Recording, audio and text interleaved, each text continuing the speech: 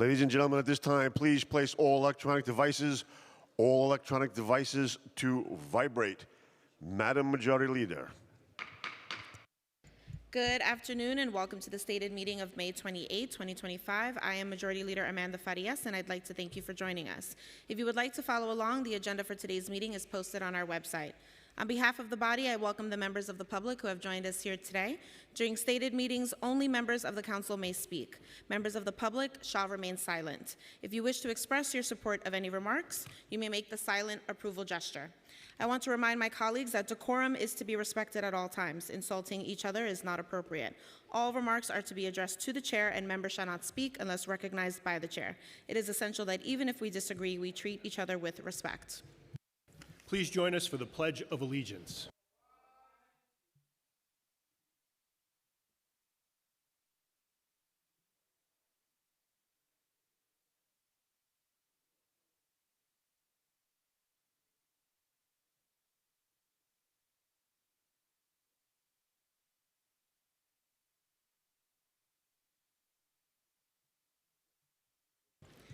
Roll call.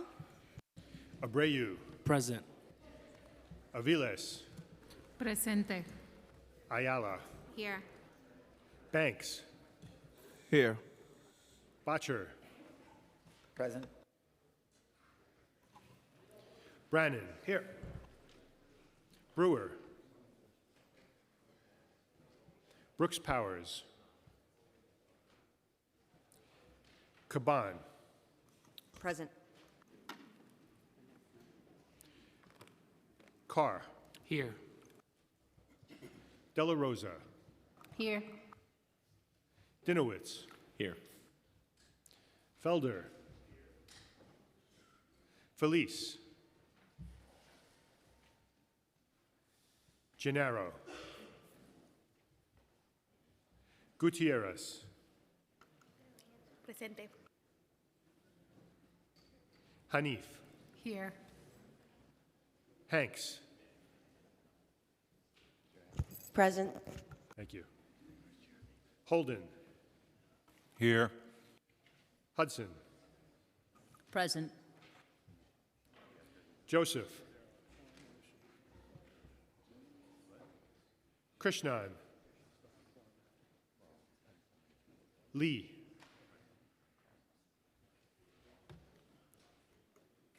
Lewis. Present. Marmorato. Present. Marte. Here. Mealy. Menin. Here. Morano. Here. Moya. Here. Narcisse. Present. Nurse. Osei. Present. Palladino. Present. Powers. Wrestler. Here. Riley. Majority Leader, I request permission to vote on all items on today's agenda. Permission granted. I vote aye and present. Thank you.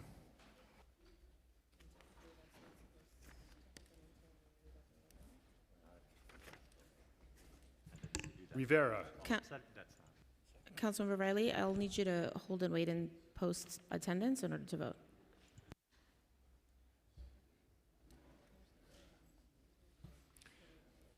Rivera.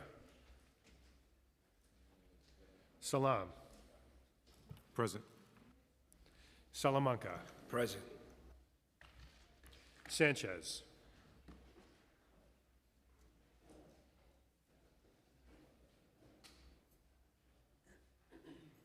Shulman. Here. Stevens.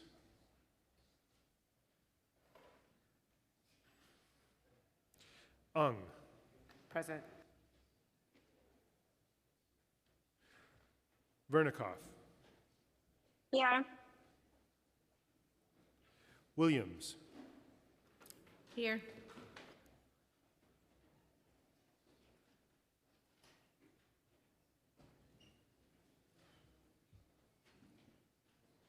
Apologies, present. Sanchez. Present. Thank you. 1.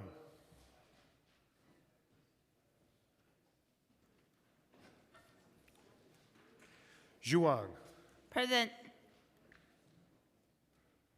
Ariola. Present. Joseph. 1. Present. Thank you. Farias. Present. Speaker Adams. Present. Thank you. We will now have today's invocation, which will be delivered by the Reverend Nell Archer of Bushwick Abbey and Iglesia de la Santa Cruz, which is located at 176 St. Nicholas Avenue in Brooklyn.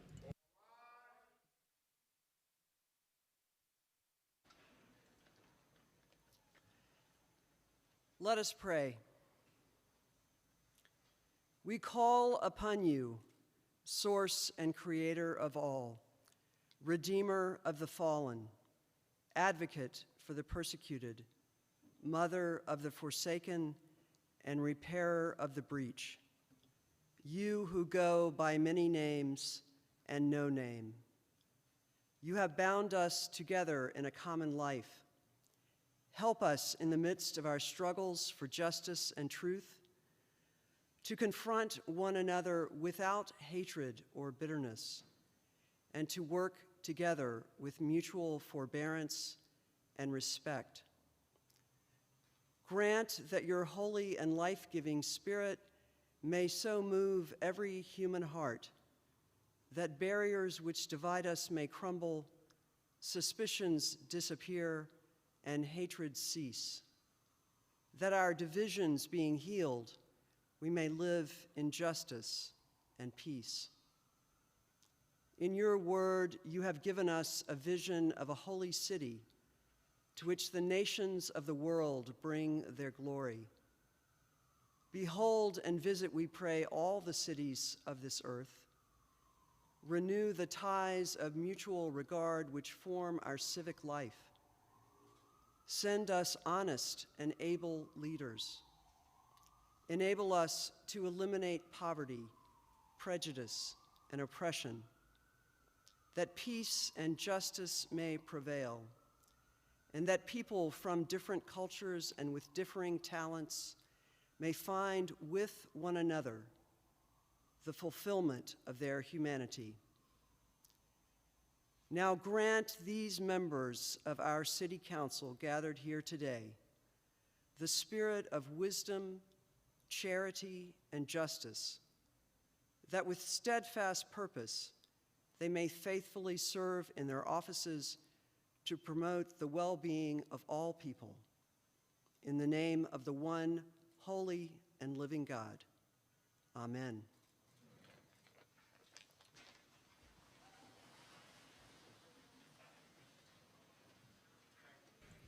Thank you, the Reverend Archer. I would now ask Councilmember Sandy Nurse to spread the invocation on the record. Thank you so much, Majority Leader. Just a few words about Mother Nell Archer.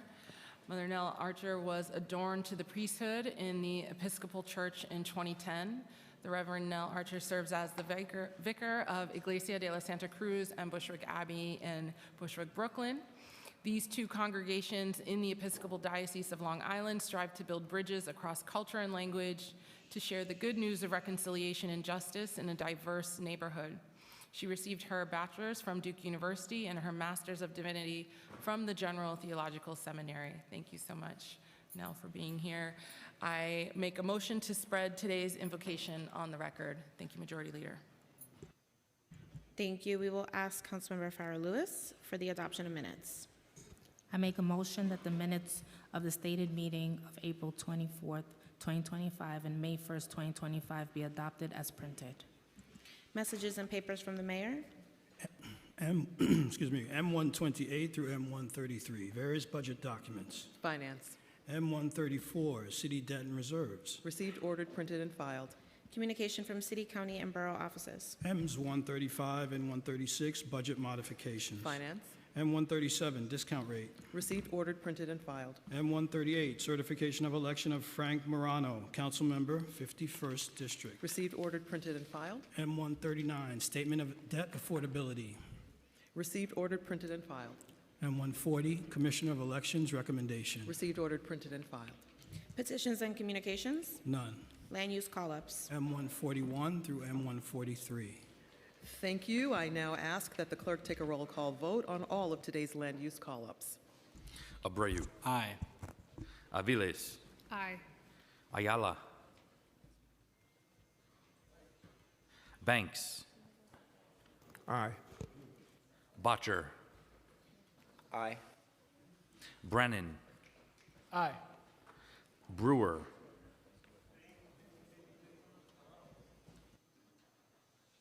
Brooks Powers. Aye. Caban. Aye. Carr. Aye. De La Rosa. Aye. Dinowitz. Aye. Felder. Feliz. Aye on all. Gennaro. Aye. Thank you. Gutierrez. Aye. Ayala. Land use call-ups. Aye. Thank you. Hanif. Aye. Hanks. Aye. Holden. Majority Leader, I request permission to vote on all items on the general order calendar at this time.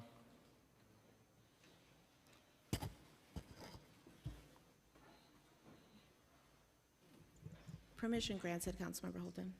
Aye on all. Thank you. Thank you. Hudson. Aye. Joseph. Aye. Thank you. Krishnan. Lee. Lewis. Aye. Marmorato. I vote aye. Marte. Aye. Mealy. Menin. Aye. Morano. Aye. Moya. I vote aye. Thank you. Narcisse. I vote aye. Nurse. I vote aye. Osei. I vote aye. Palladino.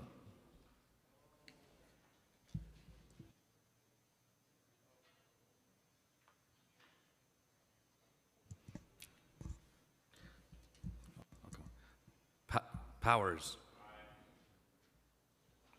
Wrestler. Aye. Riley. Majority Leader, I request permission again to vote on all items on today's agenda. Permission granted. I don't know. Thank you. Thank you. Rivera. Aye. Thank you. Salam. I vote aye. Salamanca. I vote aye. Sanchez. Aye. Thank you. Schulman. Aye. Stevens. Majority Leader, I request to vote for all items on today's agenda. Permission granted. Aye on all except SLR 5. Thank you. Thank you.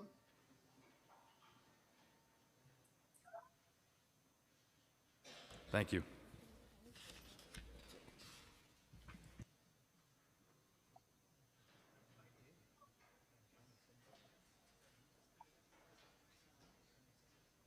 Ung. Aye. Vernikov. Aye on all except reconsidered Reso 875 and SLR 2, for which I vote no. Thank you.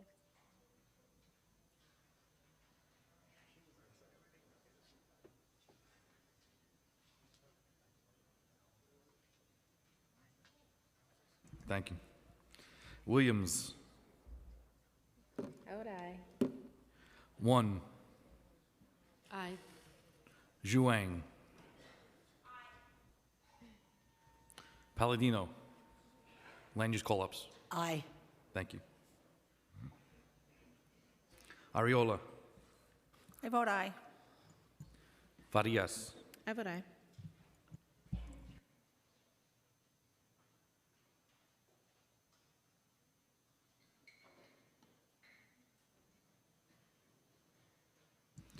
Speaker Adams. Aye.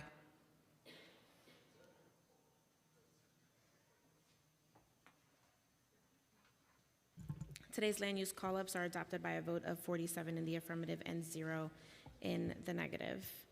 We will now have communication from Speaker Adrian Adams. Thank you very much, Majority Leader, and good afternoon, everyone. Before we begin, I want to acknowledge the life of Congressman Charlie Rangel.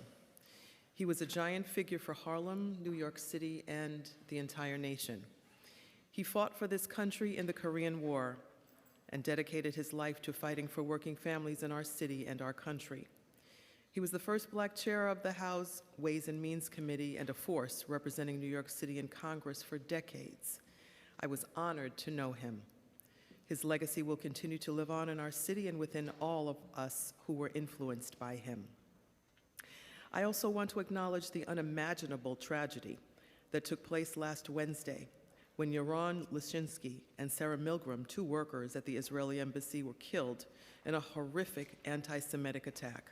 No one should be the target of violence due to their religion, background, or beliefs, and our Jewish community, like all communities, deserve to be safe. We must continue to work together to root out anti-Semitism in all forms of hate. My heart and prayers are with Yaron and Sarah's families and communities who must now carry the unbearable weight of their losses. Earlier this month, our city lost members of our own workforce. Anthony Austin, affectionately known as Tony, served NYC Media for 20 years as a camera operator, covering city council hearings and meetings, as well as events all around City Hall.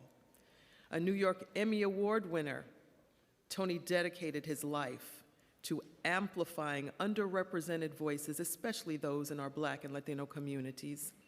He leaves behind his wife, Natalia, and his children, Derry, Michael, Mateos, and Christina. Tony's presence, his infectious smile, and kind nature will be missed all around City Hall, particularly with his peers and colleagues, and my heart goes out to all of his loved ones, his family, and his entire team at NYC Media. I also want to acknowledge the life of Raymond Fiege, a DEP engineer who died over the weekend after an explosion on board a barge in the Hudson River. We also mourn the lives of 2 construction workers who died while on the job in Little Italy earlier this month, as well as 2 naval cadets, America Yamilet Sanchez and Adel Jair Marcos, who were killed when a Mexican Navy training ship struck the Brooklyn Bridge last week. Lastly, I want to acknowledge the life of Ashik Hussein, a 53-year-old New Yorker who died in a fatal fire in Councilmember Aviles' district last week. My heart is with their loved ones and their family as they navigate this tragedy. My thoughts are with all of the families and loved ones who are grieving today. This week is the final week of our executive budget hearings for fiscal year 2026. And I want to thank all council members and their staff for their hard work throughout this budget process thus far.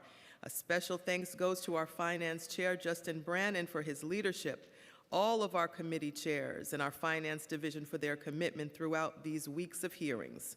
And to the members of the public who offered testimony, thank you for your continued engagement and sharing your input through this process to help us advance a better budget for our city. As we continue our negotiations with the mayoral administration, the council will push forward to secure a budget that addresses the needs of New Yorkers. There is still significant work to be done to fill in the gaps in funding for programs left out of the executive budget.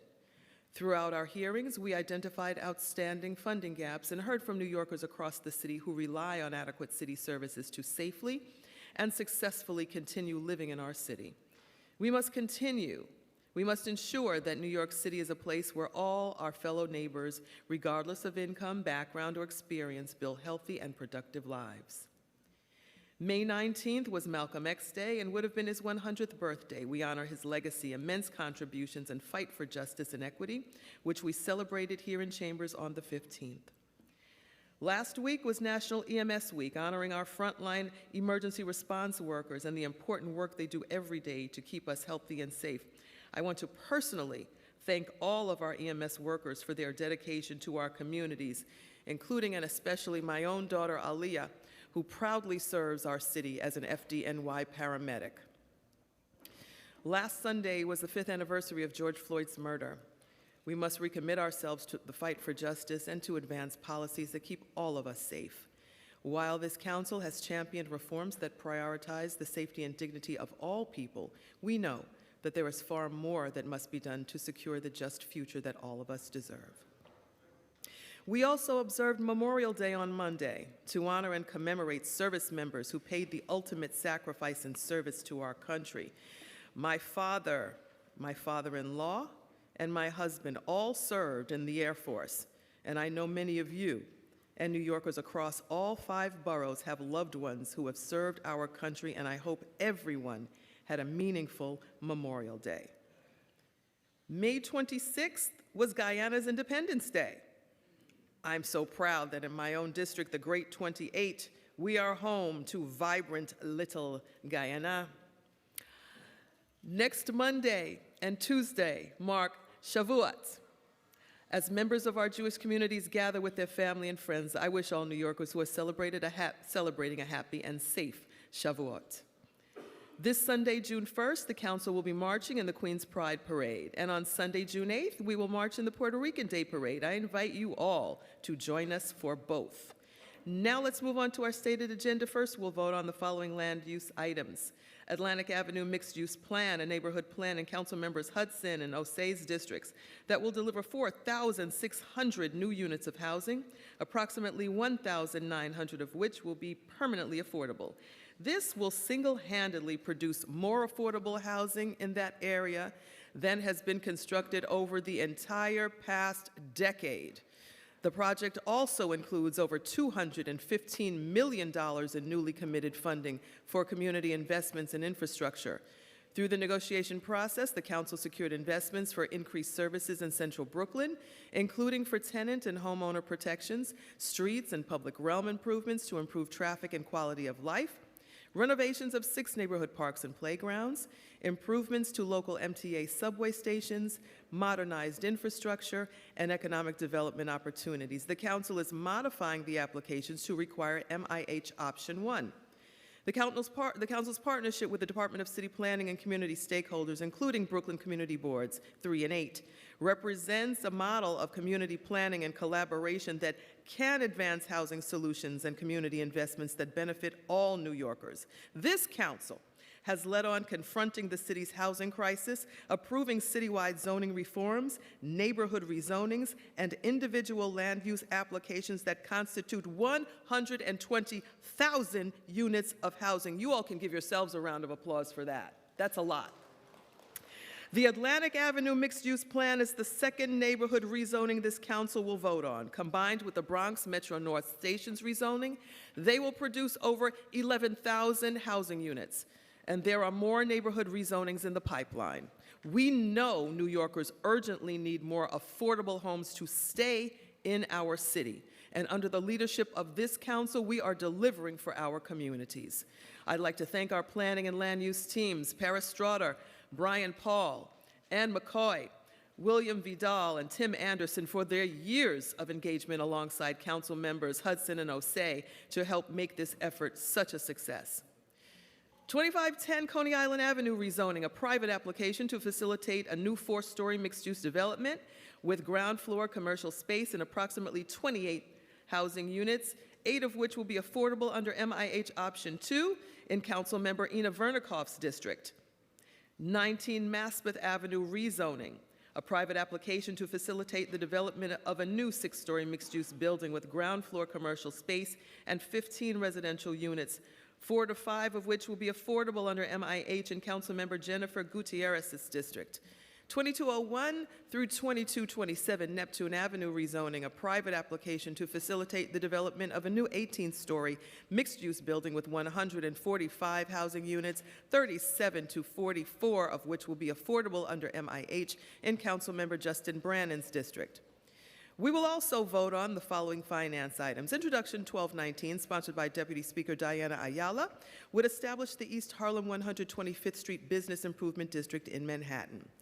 A preconsidered resolution sponsored by Councilmember Justin Brannan would establish that the interest rate be 16% per year for fiscal year 2026 for non-payment of taxes on properties with an assessed value of more than $450,000 or more than that per residential unit for cooperative apartments.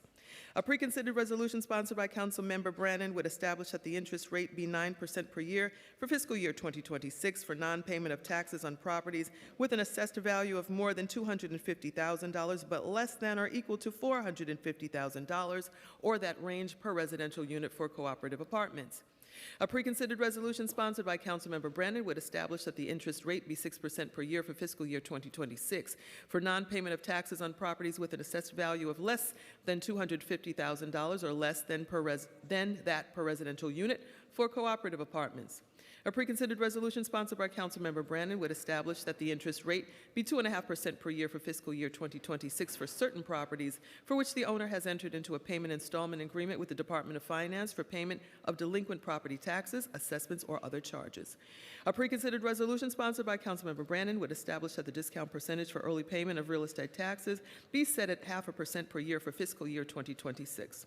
A preconsidered resolution sponsored by Councilmember Brannan establishing a new 40-year Article 11 tax exemption and renewing an Article 5 exemption for 3 lots in Councilmember Carmen de la Rosa's district. A preconsidered resolution sponsored by Councilmember Brannan would approve an Article 11 exemption for 1 lot in Councilmember Keith Powers' district. A preconsidered resolution sponsored by Councilmember Brannan establishing a new 40-year Article 11 tax exemption for 1 lot in Councilmember Shekhar Krishnan's district.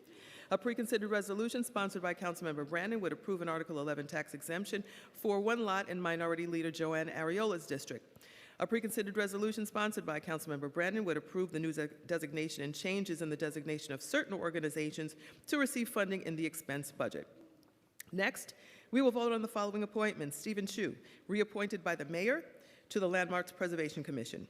Angie Master, reappointed by the Mayor to the Landmarks Preservation Commission. Stephen Wilder, appointed by the Mayor to the Landmarks Preservation Commission. Erasmus Epwembe, appointed by the Mayor to the Landmarks Preservation Commission. Frank Mahal, appointed by the Mayor to the Landmarks Preservation Commission. And Robert J. Firestone, appointed by the Mayor as President of the New York City Tax Commission. Next, we'll vote on the following home rule resolutions. A preconsidered SLR will amend the retirement and Social Security law to restore the 20-year service retirement for certain New York City correction officers and sanitation workers. A preconsidered SLR will amend the retirement and Social Security law in relation to death benefits for active New York City Transit Authority members. A preconsidered SLR will amend the Administrative Code in relation to granting members of the NYPD eligibility for retirement and pension benefits based on previous service as traffic enforcement agents. And a preconsidered SLR will amend the Vehicle and Traffic Law in relation to owner liability for failure to comply with street cleaning parking rules. Today, we'll also vote on the following pieces of legislation. Resolution 368A, sponsored by Councilmember Shahana Hanif, calls on Congress to reintroduce and pass, and the President to sign, the Living Wage for Musicians Act. This legislation would establish a new streaming royalty to ensure fairer compensation for artists and musicians. Thank you to our staff members Elizabeth Arts, Ree Ogasawa, and Ree Ogasara. Introduction 1207A, sponsored by Councilmember De La Rosa, would allow participants for a high-pressure boiler engineer license to concurrently complete the 2-year apprenticeship program and 3-year practical experience requirements within the same 3-year time frame. Thank you to our staff members Jahari Frazier, Austin Malone, Jose Conde, Andrew Bourne, and Dirk Spencer. Introduction 676A, sponsored by Majority Leader Amanda Farias, would require that the Taxi and Limousine Commission conduct a study on the challenges and opportunities related to increasing the use of electric for-hire vehicles and installing new charging infrastructure. We thank our staff members Stephanie Ali, Elliot Heisler, and Mark Chen. Introduction 1037A, sponsored by Councilmember Sandy Nurse, would require the owner of a multiple dwelling unit with rent-stabilized units to post a sign stating that the building contains such units and providing information for how tenants can submit inquiries to New York State Homes and Community Renewal to find out if their units are rent-stabilized. Thank you to our staff members Elliot Heisler, Austin Malone, Jose Conde, Andrew Bourne, and Dirk Spencer. Introduction 412A, sponsored by Councilmember Lincoln Ressler, would require correctional health services to seek authorization from an individual in custody of the Department of Correction to contact their attorney of record and emergency contacts if the individual attempts suicide, is hospitalized, or is seriously injured. CHS would be required to notify parties authorized by the individual to receive this information within 3 hours of CHS confirming the suicide attempt, determining that hospitalization is necessary, or evaluating that an injury is serious with limited exception. Thank you to our staff members, Jeremy Whiteman and Natalie Meltzer. Introduction 1148A, sponsored by Councilmember Tiffany Caban, would require the Department of Social Services to provide an application confirmation notice and document receipts to any applicant for cash assistance or SNAP benefits. DSS would also be required to make an electronic copy of submitted documents available. Thank you to our staff members, Sahara Monzami and Nina Rosenberg. Introduction 905A, sponsored by Councilmember Julie Won, would establish a 6-month pilot program to evaluate food quality feedback surveys for city food contracts valued at $1 million or more. Participating agencies would post their findings online within 30 days after the pilot concludes, and the Office of Food Policy would evaluate the program's effectiveness and make recommendations for future feedback initiatives. Thank you to our staff members, Alex Polinoff, Chris Satori, and Alex Yablon. And Introduction 1067B, sponsored by Councilmember Natasha Williams, would require the existing Southeast Queens Flood Mitigation Plan to incorporate updates on any New York City groundwater studies. The bill would also create an interagency task force to recommend changes to policies with regard to Southeast Queens flooding adaptation assistance. This task force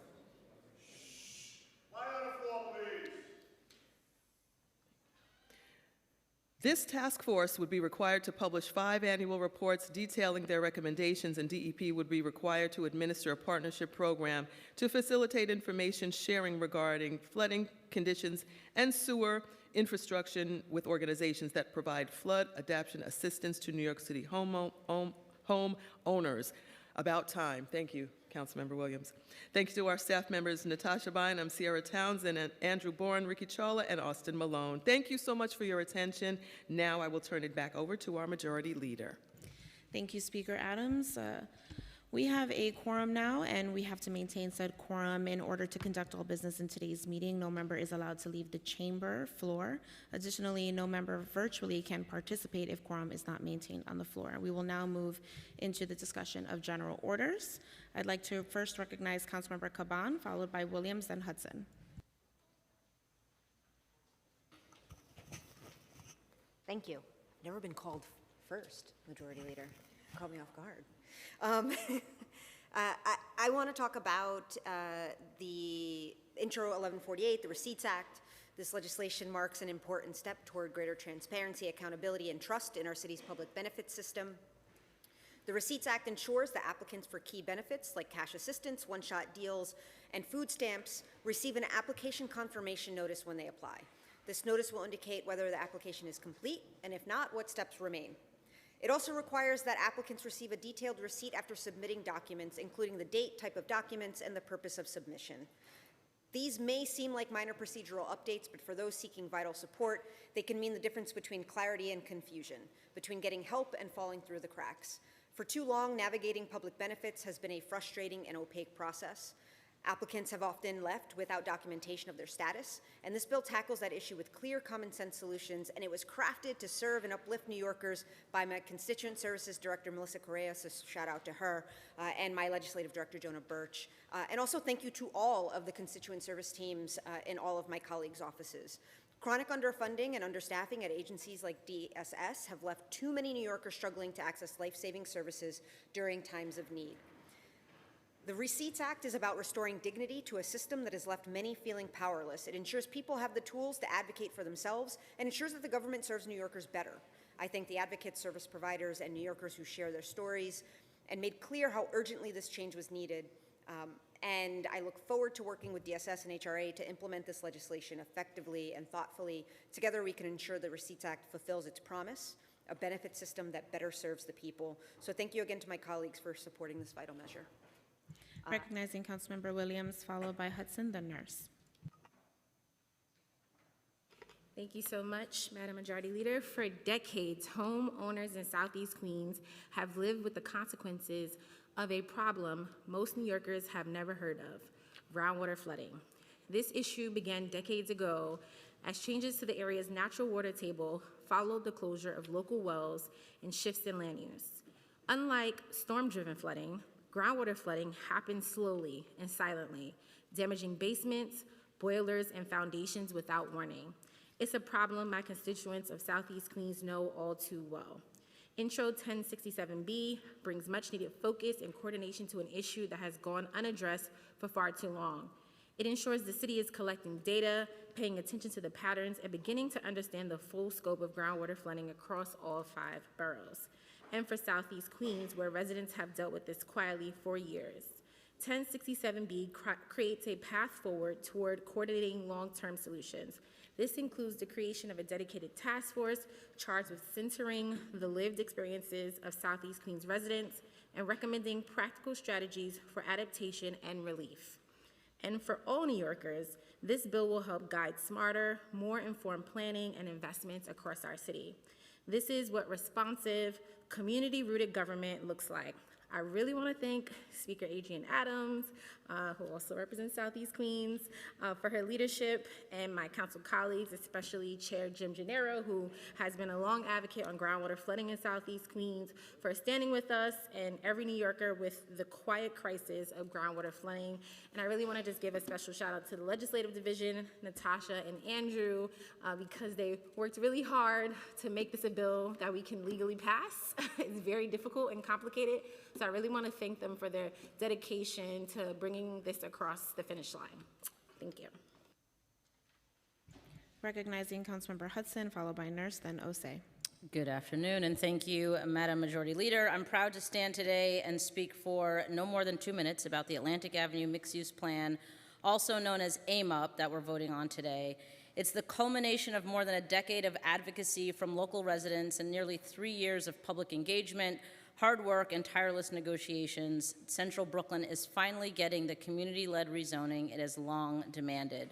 AIM-UP will bring 4,600 new homes to Central Brooklyn, 40% of which will be affordable for low and moderate income New Yorkers, along with more than $215 million in dedicated funding for infrastructure upgrades, park and playground renovations, funding for local hiring programs, as well as resources for tenant and homeowner protections, and so much more for our communities. With this community-led rezoning, we're tackling several major crises facing our city: a housing shortage, dangerous streets, and the urgent need for good-paying jobs accessible to all New Yorkers, regardless of education level. This process shows what's possible when planning is led by the community and backed by political will. We can build more affordable housing and deliver real, lasting benefits to neighborhoods across the city. Thank you to the communities of Prospect Heights, Crown Heights, Fort Greene, Clinton Hill, and Bedford-Stuyvesant for envisioning a better future for Atlantic Avenue, and to the many city agencies and council staff who worked tirelessly to get us here. And of course, a huge thank you to my partner in this work, Councilmember Chi Osei, who stood shoulder to shoulder with me throughout this process and whose relentless advocacy and steadfast leadership helped us across the finish line. I've also made my Chi Osei video debut, so if you haven't seen it yet, go check it out. I urge my colleagues to vote yes on AIM-UP, and I hope that more communities across the city begin the deep consensus building work needed to bring about more affordable housing, safer streets, better parks, and stronger neighborhoods. Thank you. Recognizing Councilmember Nurse, followed by Osei. Thank you, Majority Leader. I, too, have had a Chi Osei video debut. Today we are voting on my bill, Intro 1037, the Rent Transparency Act. The bill will require signage in the common areas of all buildings subject to the rent stabilization law that notifies tenants that one or more units in the building are rent stabilized. The sign will direct them to the New York State Department of Homes and Community Renewal website, where they can request their rental history. The bill also alerts tenants that their landlords may be subject to fines if they do not register their units with DHCR. Many tenants living in rent-stabilized units don't know how to determine their legal rent, and in turn, bad landlords have gotten away with illegal rent overcharges and have illegally deregulated units and whole buildings. The Rent Transparency Act acts as a counter to this information gap and makes it clear that landlords with apartment units that are out of compliance can face fines. Rent overcharge complaints have increased from 500 annually just a few years ago to over 900 last year, and this is just from tenants who took action. There are probably thousands who didn't. And as we continue to lose New Yorkers to the astounding cost of living, rising rents remain a top concern for millions of New Yorkers. Let's help relieve just some of the burden on tenants by giving them some clarity and passing the Rent Transparency Act. Thank you to Ryan Hickey, Patricia Santana, Elliot Heisler, Austin Malone, and the Housing Legal Services providers. Colleagues, I ask you for your vote in favor of this bill. Thank you, Majority Leader. Recognizing Councilmember Osei. Today, we are voting on a plan that meets the urgency of the moment. The Atlantic Avenue Mixed-Use Plan, AIM-UP, will unlock 4,600 new homes across Community Districts 3 and 8, and 1,900 of them will be income restricted. That's a large and necessary amount of new homes and more income restricted housing than this area has produced in the entire last decades. Through AIM-UP, 40% of units will be permanently income restricted, and 100% will be adding to New York's desperately low housing supply, putting downward pressure on rents for everyone. Beyond the necessary homes this plan unlocks, we have secured historic neighborhood investment, $215 million for safer streets, enhanced infrastructure, and vibrant parks. This includes long-needed improvements to St. Andrews, John Hancock, and Potomac playgrounds. We are redesigning the stretch of Atlantic so kids can cross in safety, seniors can stroll without fear, and small businesses can flourish along a calmer, greener corridor. Additionally, after 30 long years, we are going to address the homeownership and ownership issues surrounding Hattie Jones Court and Jewel McCoy Lane. This is the first step to bringing key repairs and improvements to the streets. And because housing justice includes looking out for everyone, we locked in $1.2 million for full-time tenant and homeowner legal assistance right in our district offices, plus citywide resources like Partners in Preservation and the anti-harassment tenant program so no one can bully our neighbors out of their homes. Some will ask, why build so much? My answer is simple. Displacement is not a force of nature. It is a policy choice. When we deprive our city of new homes, rents skyrocket and families are pushed out. When we say yes to new homes, to income-restricted homes, to making room for everyone so no one is priced out, we choose community over scarcity and inclusion over exclusion. This plan also invests in a workforce development program so the jobs of tomorrow go to the people who live here today. It even begins the long-awaited revival of the Bedford Atlantic Armory. With AIM-UP, we prove that Brooklyn's future can be abundant, equitable, prosperous, alive, and ours. I thank our council's land use team for shepherding us through endless negotiations and reviews, the Department of City Planning and other agencies for taking our community's feedback seriously, and to our neighbors who helped us shape this plan and emphasize the need for real affordable housing in the district. Thank you, Councilmember Hudson, my amazing staff, May Vutrapong Batana, Elijah Fox, Councilmember, your Arlene time Gillen, has expired. as well as the speaker. Thank you very much. Seeing no one else signed up to speak, report of special committees. None. Report of standing committees. Report of the Committee on Contracts, Intro 905A, Food Quality Surveys. Amended and coupled on general orders. Report of the Committee on Criminal Justice, Intro 412A, Notification Requirements. Amended and coupled on general orders. Report of the Committee on Environmental Protection, Resiliency, and Waterfronts, Intro 1067B, Flood Adaptation Assistance. Amended and coupled on general orders. Report of the Committee on Finance, Intro 1219, East Harlem Bid. Coupled on general orders. Preconsidered Reso 875, Organization Funding. Coupled on general orders. Preconsidered Reso 876 through Preconsidered Reso 880, Real Estate Taxes. Coupled on general orders. Preconsidered LU 289 and Reso 897 through Preconsidered LU 293 and Reso 901, Tax Exemptions. Coupled on general orders. Report of the Committee on General Welfare, Intro 1148A, Application Confirmation Notices. Amended and coupled on general orders. Report of the Committee on Governmental Operations, State and Federal Legislation, Preconsidered SLR 2 through Preconsidered SLR 5, various home rule messages. Coupled on general orders. Report of the Committee on Housing and Buildings, Intro 1037A, Rent Stabilized Unit Notices. Amended and coupled on general orders. Intro 1207A, Boiler Operating Engineer Licenses. Amended and coupled on general orders. Report of the Committee on Land Use, LU 257 through LU 266, various applications. Approved with modifications and referred to the City Planning Commission pursuant to Section 197 of the New York City Charter. LU 273 and Reso 8902 and LU 274 and Reso 903, disposition of city-owned property. Coupled on general orders. LU 275 through LU 278, various rezonings. Approved with modifications and referred to the City Planning Commission pursuant to Section 197 of the New York City Charter. LU 279 and Reso 904 and LU 280 and Reso 905, 19 Maspeth Avenue rezoning. Coupled on general orders. LU 281 and Reso 906, and LU 282 and Reso 907. 2201 to 2227 Neptune Avenue rezoning. Coupled on general orders. LUs 283 through LU 286 Western Rail Yards. Approved with modifications and referred to the City Planning Commission pursuant to Section 197 of the New York City Charter. Report of the Committee on Rules, Privileges, and Elections, preconsidered M122 and preconsidered Reso 908, approving the reappointment of Stephen Chu, Landmarks Preservation Commission. Coupled on general orders. Preconsidered M123 and preconsidered Reso 909, approving the reappointment of Angie Master, LPC. Coupled on general orders. Preconsidered M124 and preconsidered Reso 910, approving the appointment of Stephen Wilder, LPC. Coupled on general orders. Preconsidered M125 and preconsidered Reso 911, approving the appointment of Erasmus Ikpembe, LPC. Coupled on general orders. Preconsidered M126 and preconsidered Reso 912, approving the appointment of Frank Mahan, Landmarks Preservation Commission. Coupled on general orders. M127 and Reso 913, approving the appointment of Robert J. Firestone, Tax Commission. Coupled on general orders. Report of the Committee on Transportation and Infrastructure, Intro 676A, Electric For-Hire Vehicles. Amended and coupled on general orders. And the General Orders Calendar.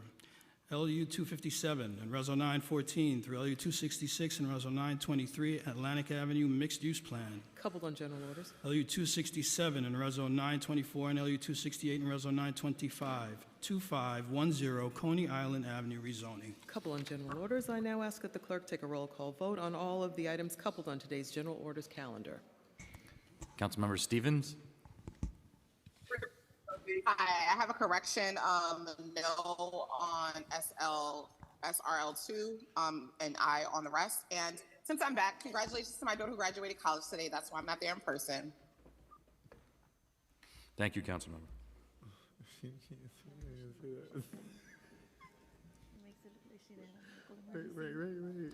Abreu? Congrats to all my colleagues. I vote aye. Aviles? Aye on all. Ayala? Aye. Thank you. Banks? Aye on all. Botcher? Aye. Brennan? Aye. Brewer? I vote aye on all, except I abstain on Stephen Wilder, Erasmus Ikpembe, and Frank Mahan. Not that they're not great for their Landmarks Preservation Commission, but I don't think they had enough oversight in terms of questioning at the committee. I know that my friends in Harlem, people who want to preserve Harlem, are very much paying attention to their nominees, and hopefully we'll make sure that they are strong preservationists. But without the information, it's hard to know. Thank you.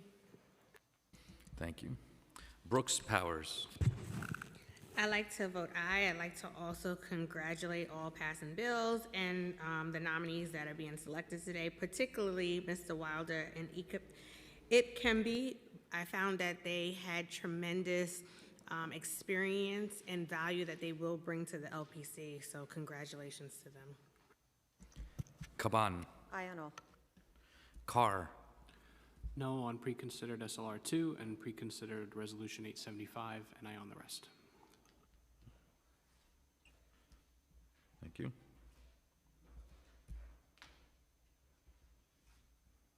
De La Rosa? Aye on all. Dinowitz? Aye on all. Thank you. Felder?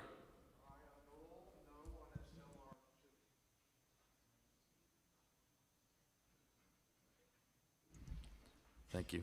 Feliz? Aye on all. Gennaro? I vote aye on all, with the exception of SLR2, and, on which I vote no.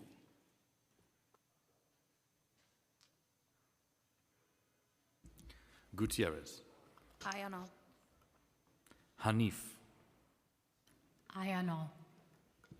Hanks? Aye on all. Hudson? Aye. Joseph? Aye on all. Krishnan? Lee? Lewis? Aye on all. Marmorato? I vote aye on all, with the exception of preconsidered Resolution 875 and SLR2. I vote no.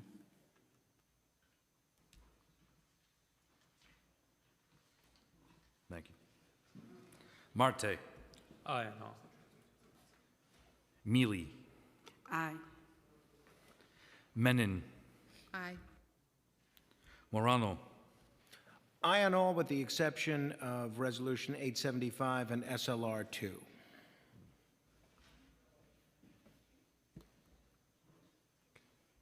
Moya. I vote aye. Thank you. Narcisse. I vote aye. Nurse. I vote aye on all. Thank you. Osei. I vote aye on all. Palladino. I vote aye on all except for preconsidered Reso 875, and I vote no on SLR 2. Powers. Wrestler. Permission to explain my vote? Permission granted. Great. I vote aye on all, but abstain on the LPC nominees, Stephen Wilder and Erasmus Ikemje, and Frank Mann. I also just want to say that pleased with the home rules or state legislative resolutions that we're passing today, especially SLR 2, which will ensure that our streets finally get cleaned up. The automating enforcement by the Department of Sanitation will ensure that cars actually move for alternate side parking. When street sweepers go around our communities, they pick up a ton of garbage on average per route, but they can't clean up our streets if they can't reach the curb, which then leads to more garbage, which leads to more rats, which undermines our quality of life. This is a smart and effective use of technology that will make a major difference in our communities, and grateful for the support of so many colleagues today. Thank you. Rivera. I vote aye. Salam. Vote aye on all with the exception of the landmarks nominees.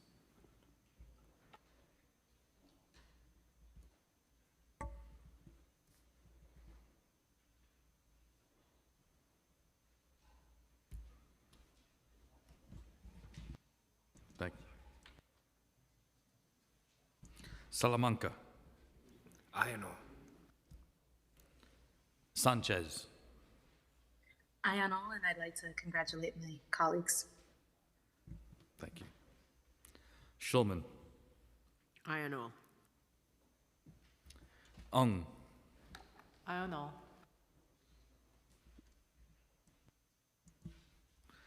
Williams. Permission to explain my vote? Permission granted. Thank you. I just wanted to add more context. So about 3 decades ago, the Jamaica Water Supply closed the wells. It was a problem that my predecessor inherited. City and state government agreed that they were responsible for the rising groundwater. They did nothing. So again, I just really want to thank the speaker and my colleagues and Chair Gennaro, who I believe was a staffer at the time, that this issue really became a problem for actually doing something. And I don't think we get a lot of opportunities to make big impact and solve a 3-decade-years-old problem. So I just want to thank everybody for their vote today. And I just also wanted to thank from the Ledge Division, Sierra and Ricky. And I proudly vote aye. Gennaro. I wish to amend my vote to aye on all. Thank you, sir.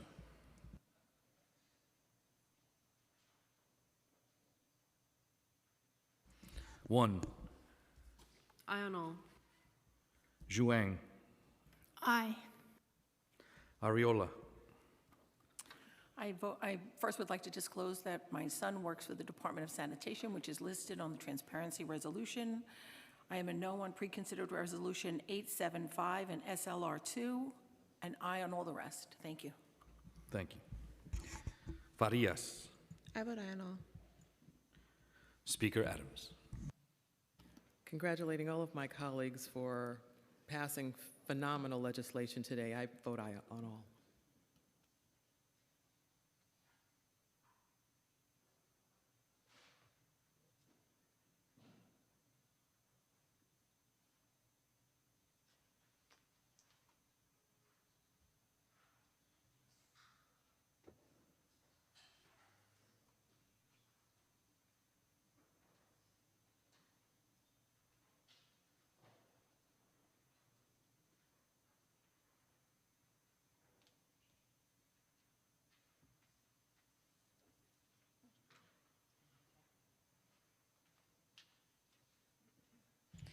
All items on today's general order calendar are adopted by a vote of 49 in the affirmative, 0 in the negative, and 0 abstentions, with the exception of Resolution 875, which was adopted by a vote of 43 in the affirmative, 6 in the negative, and 0 abstentions, and M124, 125, 126, and accompanying resolutions, which were adopted by a vote of 46 in the affirmative, 1 in the negative, and 2 abstentions, and SLR 2, which was adopted by a vote of 42 in the affirmative, 7 in the negative, and 0 abstentions. Introduction and reading of bills. All bills have been referred to committee as indicated on today's agenda. Thank you. We will now move into the discussion of resolutions. Seeing no one signed up to speak, I call on recognized Councilmember Hanif. Thank you, Majority Leader. Thank you, Speaker Adams, for including Resolution 368 in support of the Living Wage for Musicians Act on today's agenda.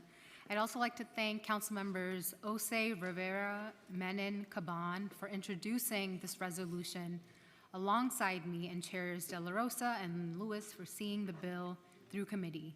Most of us, myself included, use streaming platforms as our primary way of listening to music. The songs that we stream soundtrack our lives.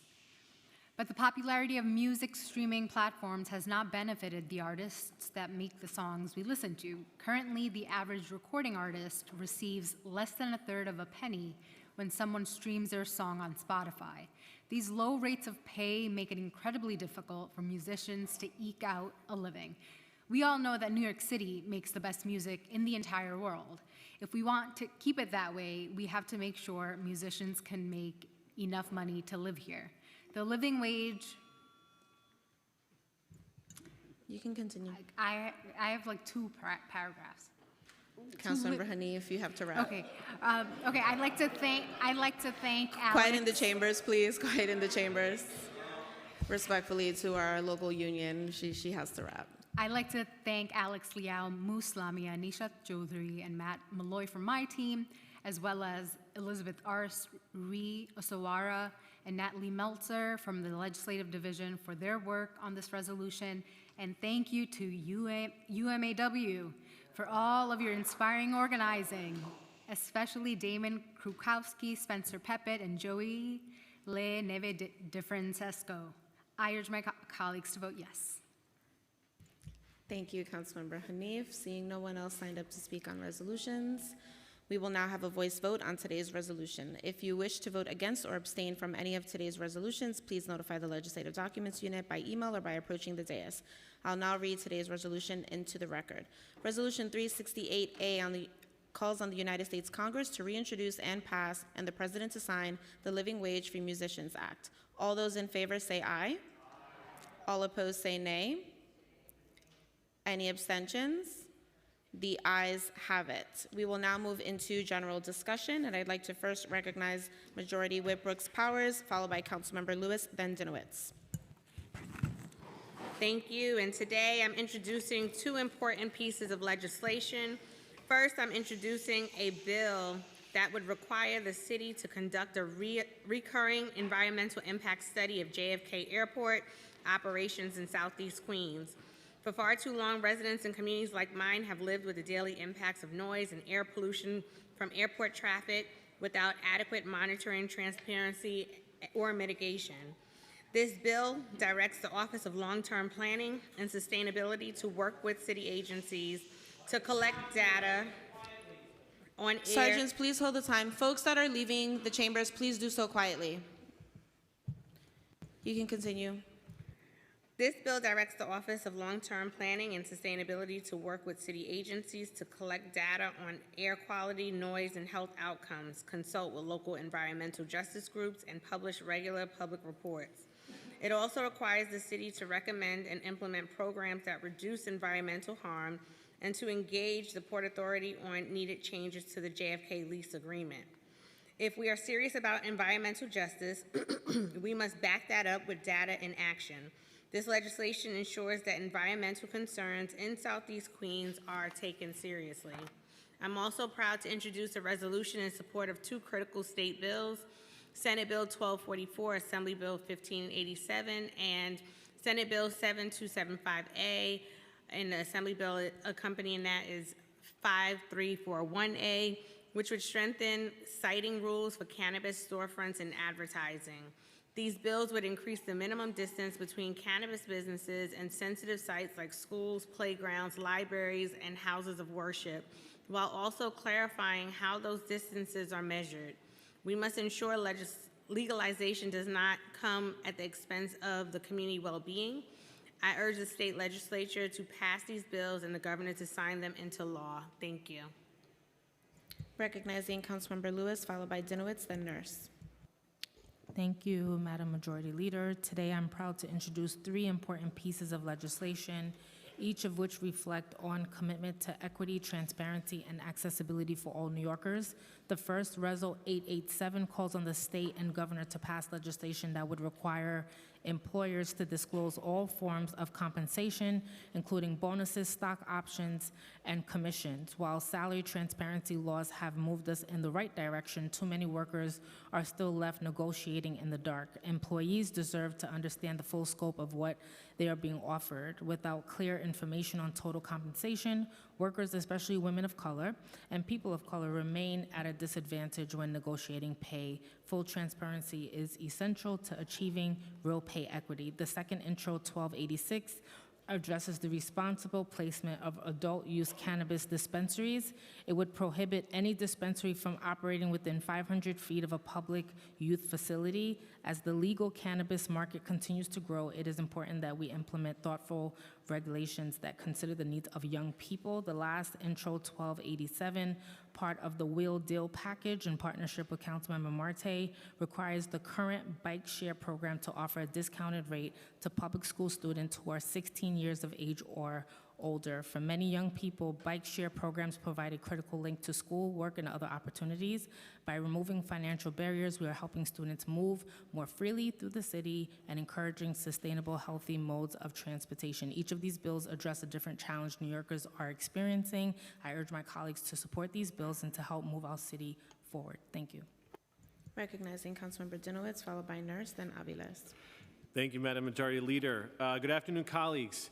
Today I'm introducing Bill 1281 of 2025, a bill that addresses really an urgent financial matter facing countless tenants and shareholders, our constituents.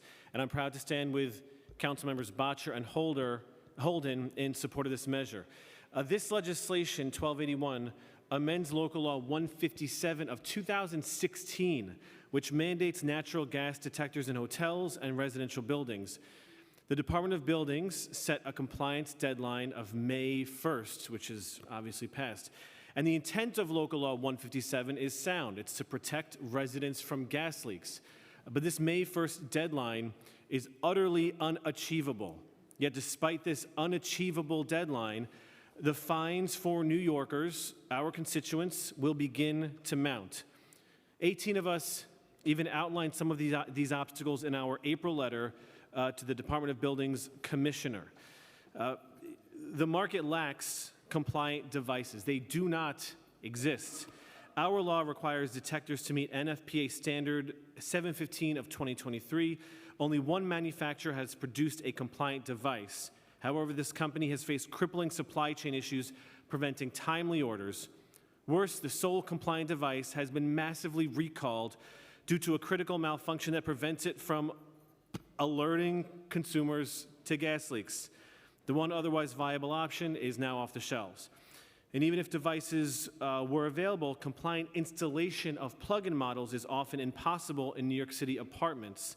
They're required to be 3 to 10 feet horizontally of an appliance and within 12 inches of a ceiling, and most of us don't have outlets near the ceiling. The consequence is clear. New Yorkers will be unjustly fined for failing to meet a mandate that is quite literally impossible to fill. This bill, 1281, simply postpones the mandate, requiring alarms 1 year after the Department of Buildings confirms devices are sufficiently available. I encourage everyone to join us in co-sponsoring this common sense bill, 1281, to shield New Yorkers from unwarranted fines and to ensure true safety remains our paramount goal. Thank you, Madam Majority Leader. Recognizing Councilmember Nurse, followed by Aviles, then Gutierrez. Thank you, Majority Leader. Today I'm introducing Intro 1294, a bill that names and shames deed thieves. When it comes to crime, We are quick to post photos of people who steal diapers and baby formula from Rite Aid, but when it comes to the parasites who commit deed fraud and destabilize entire neighborhoods, they often escape public scrutiny. Since 2014, there have been over 3,000 deed fraud complaints, and those are just the cases we know about, with the number likely being much higher.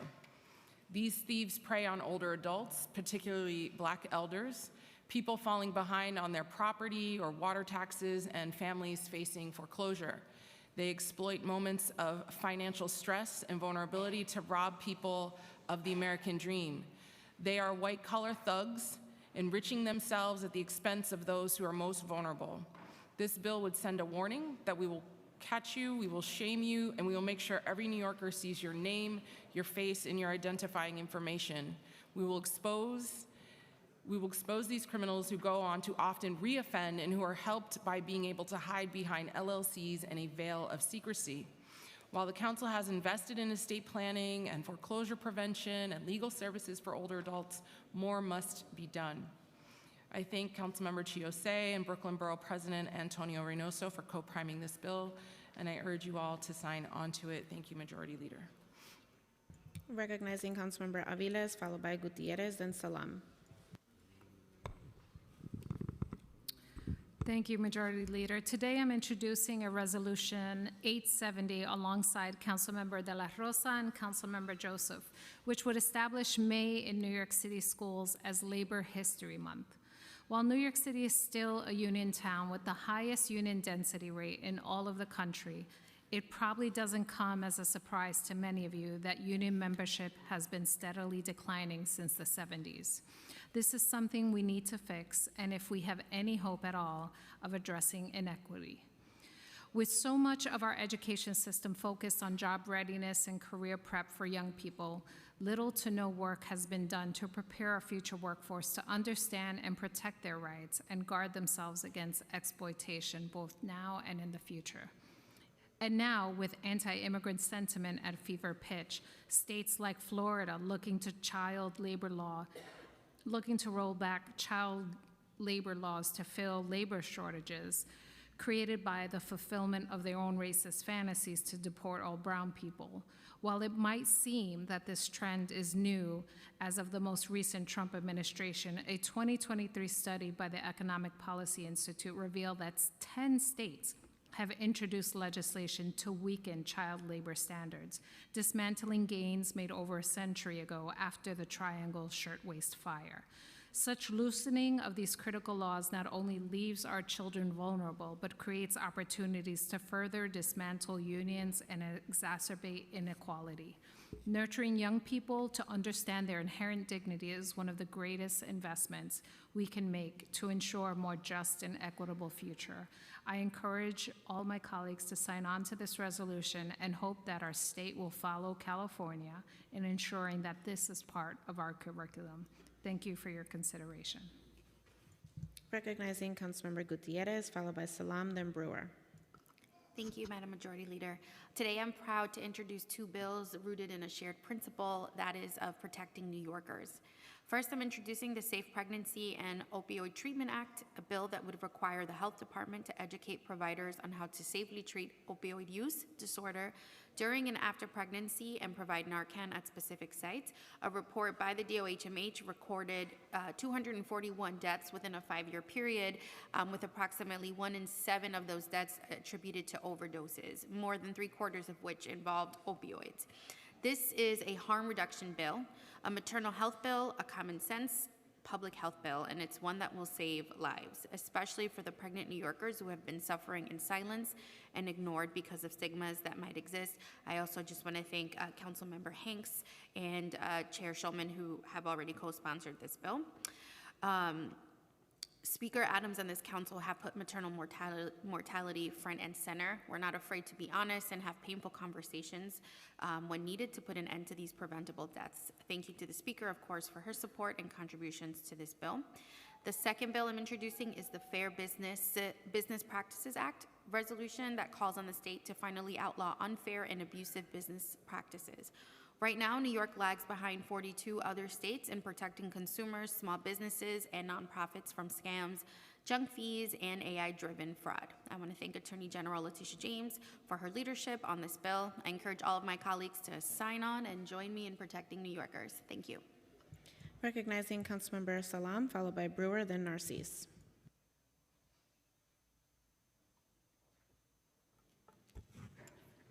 Madam Speaker and colleagues, today I rise to honor the life of Congressman Charles Bernard Rangel, the Lion of Lenox Avenue, who passed away on May 26th of this year, 2025. A decorated war veteran, a founding member of the Congressional Black Caucus, and one of the longest-serving members of Congress. He was Harlem's unwavering champion. From the Gang of Four to the halls of power, he fought for justice, equity, and opportunity for all. His legacy lives in the lives he changed, the leaders he inspired, including myself, and the dignity he brought to public service. To his family, we offer our deepest condolences. And to Harlem and beyond, we recommit to carrying his vision forward. May he rest in power, and may he rest in perfect peace. Thank you. Recognizing Councilmember Brewer, followed by Narcisse, then Ressler. Thank you very much. Olivia Sohn is an intern in our office from Washington University. We'll probably have another 100 interns during the summer, but I want to thank Olivia for being here. I, too, want to say how much we're going to miss Congressman Rangel. He was incredibly good to me for the last 40 years. And also, I want to express condolences to the family of Tom Robbins, a reporter, an investigative reporter for many years, and he passed last night. I want to mention Reso number 882. It is a resolution that talks about Cuba.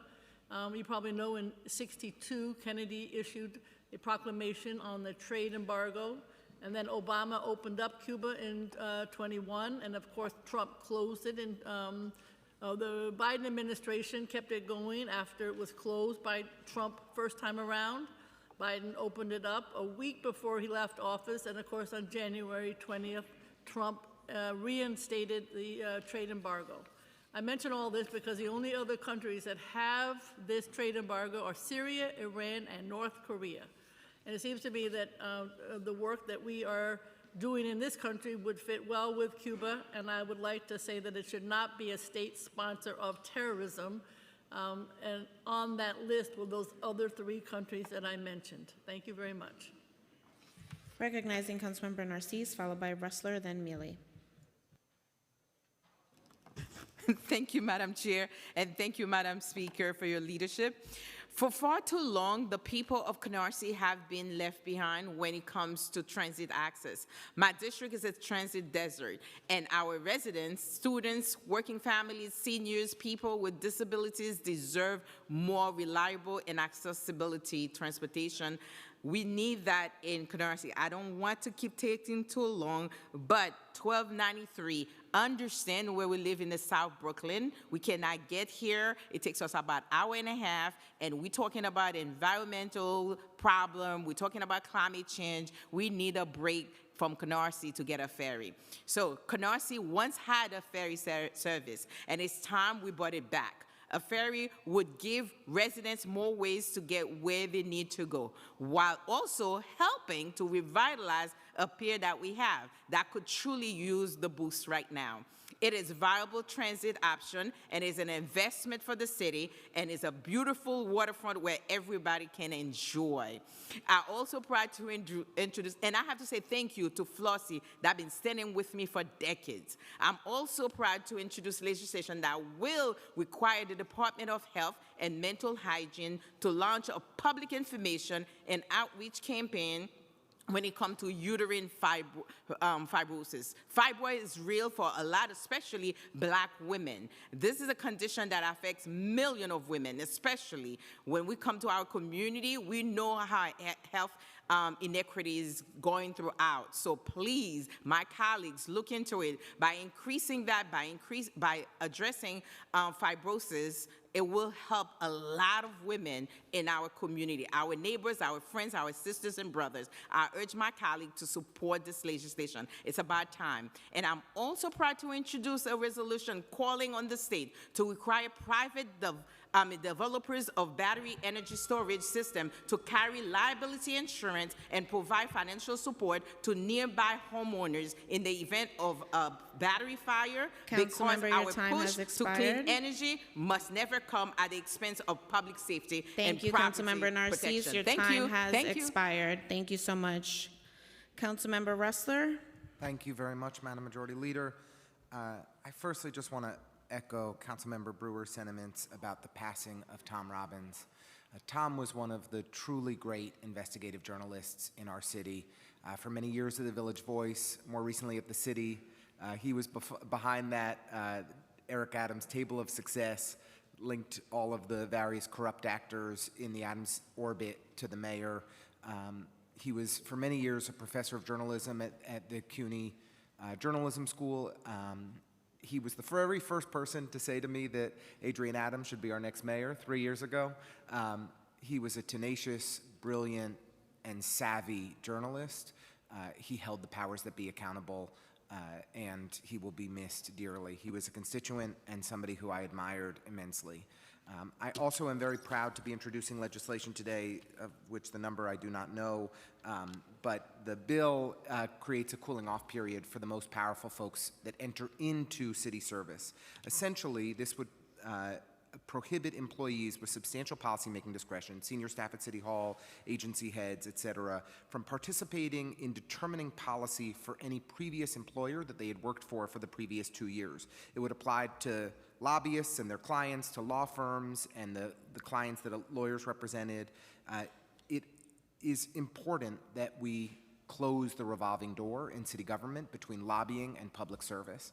And we passed legislation earlier this year to shut the revolving door on the way out for people like Frank Carone when they leave city service, but it's important that we also shut that door for the people entering in so they don't do favors for the lobbying firms and the companies that they previously worked for when they enter into the public sector.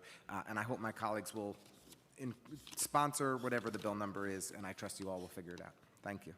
1295. Recognizing Councilmember Amelie, followed by Hanif. Good afternoon, Speaker Adams and my colleagues. As we gather today, I would like to honor the life and legacy of Congressman Charles B. Rangel, who passed away on May 26 at the age of 94. Harlem native, a career war veteran. Congressman Rangel dedicated nearly 5 decades to public service, representing New York's 13th Congressional District. From 1971 to 2017. And he was the first African American who housed the Ways and Means, was the chair. And I would like to also, in solidarity, I can say the passing of Judge Luther C. Williams, Jr., passing on May 30th, the father of Shane's restaurant owner. His father passed, and he was a friend and a dedicated servant to the community. After he retired, he still was in my political club and did anything possible to help the community. And I would like to, as we gather today, I would like to honor the life and legacy. I'm sorry, I did that. And additionally, I would like to talk about the Asian American heritage. I want to emphasize the importance of the Resolution 844 that we passed earlier this month, establishing Chinese American Railroad workers on Memorial Day. And I would like to say, just this past Monday, we all observed Memorial Day, a solemn occasion to remember and pay tribute to the brave men and women who have made the ultimate sacrifice in service into our nation. Their courage and dedication continue to inspire our commitment to justice, equality, and the well-being of all New Yorkers. Thank you. Recognizing Councilmember Hanif. Thank you. Thanks to this council, May is officially Lupus Awareness Month in New York City, recognized through Resolution 550, which we passed in 2023. As someone living with lupus, I want to honor my fellow lupus warriors across New York City. Each of us carries a different story, but we all face the reality of living with an incurable autoimmune disease. That's why we need more public education on lupus symptoms, faster diagnoses, and better access to specialists. But awareness isn't enough. We need policy changes. That includes a fully ADA accessible transit system, remote work protections, and free public health care. These are not luxuries, they're life-saving. I've shared my lupus journey many times, so folks understand why I may take the stairs a little slower and why I'm so committed to building a caring, accessible city. Living with lupus taught me grit, and more importantly, compassion for myself and for others. That compassion fuels my fight for disability justice, immigrant justice, universal health care, reproductive care, and workplace protections. Lupus shaped my leadership, and I'm proud to keep fighting for a New York City that includes all of us. Thank you. Seeing no one else signed up to speak, I will now call on Speaker Adrian Adams to close today's stated meeting. Thank you, Madam Majority Leader. The stated meeting of May 28th, 2025 is hereby adjourned.